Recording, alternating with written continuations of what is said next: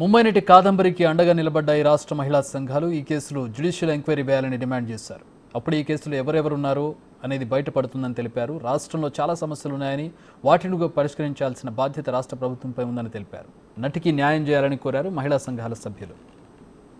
సంప్రదించినప్పుడు ఆమెకు అండగా ఉండటం మన బాధ్యత అనిపించింది కాబట్టి ఆమెకు పూర్తి స్థాయిలో మహిళా సంఘాల ఐక్యవేదిక మద్దతు ప్రకటిస్తూ ఉన్నాం. వరదలు అన్ని రాష్ట్రాల్లోనూ ఉన్నాయి సార్. ముఖ్యమంత్రి గారు పక్క రాష్ట్రం తెలంగాణలో కూడా చాలా బీభత్సం జరిగింది, ఖమ్మం జిల్లాలో కూడా.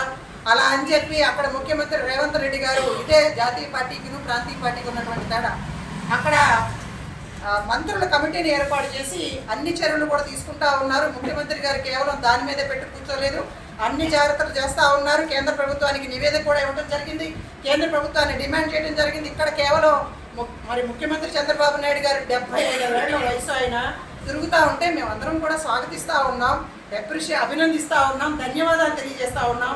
కానీ కేవలం ముఖ్యమంత్రి మాత్రమే పనిచేస్తూ ఉన్నాడు అనేది అది ప్రొజెక్ట్ చేయకుండా మిగిలిన మంత్రులు కూడా చేతనైన వారే వాళ్ళ ద్వారా ఒక కమిటీ ఏర్పాటు చేసి వరద సహాయ చర్యల్లో వాళ్ళందరినీ కూడా ఇన్వాల్వ్ చేయండి. ఇతర విషయాలపైన మరి వరద ఆంధ్రప్రదేశ్ అంటే 26 జిల్లాలు ఉన్నాయి, కేవలం కృష్ణా గుంటూరు జిల్లాలే కాదు, మీరు మిగిలిన జిల్లాల మీద కూడా మీరు చూడాలి. చాలా సమస్యలు ఉన్నాయి రాష్ట్రంలో. ఇటువంటి మహిళలు కూడా మరి మిమ్మల్ని నమ్మి ఈ రోజున రాష్ట్రానికి వచ్చి ఉన్నారు కాబట్టి తక్షణమే న్యాయం చేయాలి అని చెప్పి మేము రాష్ట్ర ప్రభుత్వాన్ని కోరుతా ఉన్నాం. ఐటీరాణి టాటా గారి పేరు చెప్పింది, విశాఖని గారి పేరు చెప్పింది, సీతారామన్ గారి పేరు చెప్పింది, ఇంకా మీడియాలో రకరకాల పేర్లు వచ్చి మనం కూడా చూసాం. ఆ పేర్లలో వీళ్ళందరూ వెళ్ళిన సందర్భాన్ని బట్టి వాళ్ళ విషయంలో కూడా పోలీసులు ఏమైనా ఇంతవరకు విచారణ చేశారా, చేసిన సందర్భంలో వాళ్ళ విచారణ కూడా కరెక్ట్ కాకుండా దాన్ని మామూలు విచారణ కాకుండా జ్యుడిషియల్ ఎంక్వైరీ చేస్తే వాస్తవాలను వెలుగుతీసినట్టుగా ప్రభుత్వం మీద నచ్చకాకుండా ఉందని అభిప్రాయపడుతున్నాం. దాని మీద ఎవరు ఆఫీసులోనే కాబట్టి వాళ్ళు ఈ ప్రభుత్వం కావచ్చు ఇంకో ప్రభుత్వం వచ్చి మేము ప్రభుత్వాన్ని నిందించే పరిస్థితుల్లో మేము లేవు. కానీ ఇలాంటి విషయాలు వచ్చినప్పుడు వాస్తవాలు ప్రజలకు అందుబాటులో ఉండాలి. దాంతోపాటు మహిళలకు న్యాయం జరగాలని మహిళా సంఘాల ఐక్యవేదిక మేము ప్రభుత్వాన్ని కోరుతా ఉన్నాం. రైట్, మా ప్రతినిధి మల్లికార్జున్ జాయిన్ అవుతున్నారు. మల్లికార్జున్, కేసు ఎక్కడి వరకు వచ్చింది? కేసు ఇన్వెస్టిగేషన్ ఎక్కడి వరకు వచ్చింది? ఇప్పుడు అమ్మాయి కూడా చెప్తూ ఉంది, బాధితురాలు కూడా చెప్తూ ఉంది, ప్రస్తుతం వరదలు ఉన్నాయి, పోలీసులు అందరూ కూడా బిజీగా ఉన్నారు, జ్యుడిషియల్ ఎంక్వైరీ కోరుతుంది ఆమె. సో ఫార్ కేస్ స్టేటస్ ఏంటి? కేసుకు సంబంధించి అయితే ఎప్పుడైతే ఫిర్యాదు తీసుకున్నారో, మాన్యువల్గా ఒక ఫిర్యాదు తీసుకున్నారు ఆన్లైన్లో, అంటే అంతకుముందే ఆన్లైన్లో ముంబై నుంచి కూడా ఫిర్యాదు అనేది కాదంబరి నుంచి కూడా తీసుకోవడం జరిగింది. తర్వాత 2 రోజుల పాటు కూడా కాదంబరి విజయవాడలో ఉండి మాన్యువల్గా తన ఫిర్యాదు మాన్యువల్గా ఇవ్వడం జరిగింది. దాదాపుగా 4 లాయర్లతో కూడా కలిసి వెళ్ళి ఫిర్యాదు కూడా సిపికి ఇవ్వడం జరిగింది.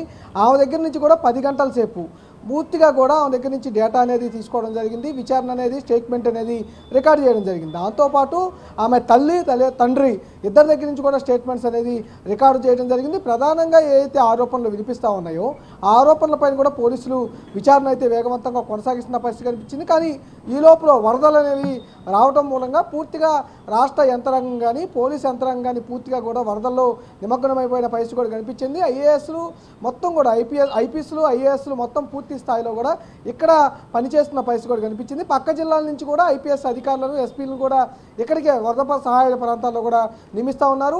ఈ మొత్తం డివిజన్లన్నీ కూడా దాదాపుగా 31 డివిజన్లకు వరద ప్రభావితం ఉంది.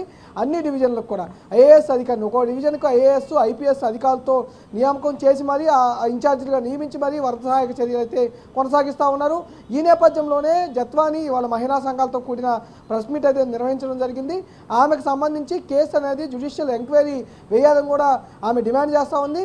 అప్పుడు ఎవరైతే ఉన్నారో 2 ఐఏఎస్ అధికారులు మొత్తం ముగ్గురు మీద అయితే ఆమె ఫిర్యాదు చేయడం జరిగింది. విజయవాడలో ఉన్న ఐపీఎస్ అధికారులు ఎవరైతే ఉన్నారో సిపి రాణా కానీ అట్లాగే ఎవరైతే ఉన్నారో మరొక డీసీపీ ఎవరైతే ఉన్నారో ఆయన మీద, అట్లాగే ఇంటెలిజెన్స్ ఐజీగా ఉన్న సీతారామాంజలి పైన ముగ్గురు పైన కూడా అప్పుడు ఫిర్యాదు చేయడం జరిగింది. దాంతోపాటు పొలిటికల్ కొంత ఇన్వాల్వ్మెంట్ ఉన్నది కూడా ఆమె ఆ ఫిర్యాదు కూడా చేసినట్టు కూడా తెలుస్తూ ఉంది. వీటన్నిటిపైన దర్యాప్తు అనేది ముమ్మరంగా గతంలో కొనసాగించిన పరిస్థితి కనిపించింది. ఈ వరదలు అనేవి అడ్డు రావడంతోనే కొంత ఈ కేసుకు విచారణ అనేది కొంత డిలే అవుతున్నట్టు కూడా తెలుస్తూ ఉంది. ఇప్పటికే ఆమెను ఎవరైతే ఇన్ఛార్జిగా నియమించారో ఆమె అయితే విచారణ అయితే కొనసాగిస్తున్న పరిస్థితి కనిపిస్తూ ఉంది.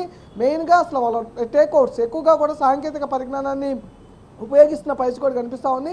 సాంకేతిక పరిజ్ఞానాన్ని ఉపయోగించి అప్పుడు ఏదైతే టేక్అవుట్లు తీస్తున్న పరిస్థితి కనిపిస్తూ ఉంది. గూగుల్ టేక్అవుట్ సహాయంతో కూడా ఎక్కడెక్కడ ఎవరెవరు ఉన్నారు, ఎవరి ఇన్స్ట్రక్షన్స్ ద్వారా ఎవరెవరిని ఈ వర్కౌట్ అంతా, ఎందుకంటే ఐపీఎస్లు మొత్తం కూడా ఎలా ఏమైనా వేధించారు అనే దాని మీద విచారణ అయితే కొనసాగుతున్న పరిస్థితి అయితే కనిపిస్తూ ఉంది. ఈరోజు మరోసారి సిపిని కూడా కలవడం జరిగింది. కేసు విచారణను వేగవంతం చేయాలని, అలాగే జ్యుడిషియల్ ఎంక్వైరీ వేసి తనకు న్యాయం చేయాలని అయితే సిపికి విజ్ఞప్తి చేసిన పరిస్థితి అయితే కనిపిస్తూ ఉంది. Chakri. All right, thanks for the updates Mallikarjun.